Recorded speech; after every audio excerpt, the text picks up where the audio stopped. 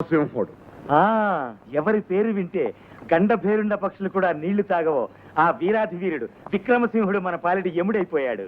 దేశద్రోహి, తన దేశము నుండి బహిష్కరింపబడిన. కానీ మేము రచిస్తున్న చరిత్ర ప్రకారం ఆ విక్రమసింహుడు దశార్ణ రాజ్యానికి సేనాపతిగా గొప్ప పేరు పొందాడు. ఇప్పుడు అపరాజితాదేవి అరణ్యంలో ఉంటున్నాడు.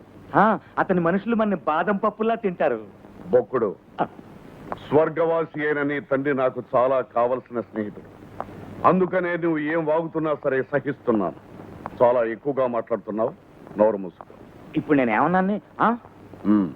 ఉగ్రా, ఇకేం చేయదలుచుకున్నా? మన అశ్విక దళాన్ని వెంటబెట్టుకు వెళ్ళి ఆ విక్రముడు స్థావరాన్ని కనిపెడతాను.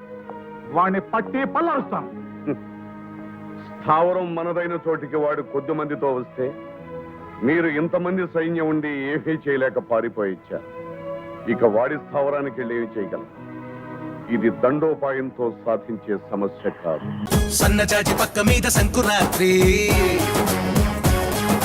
మొగుడు పెళ్ళాలుగా మొదటి రాత్రి,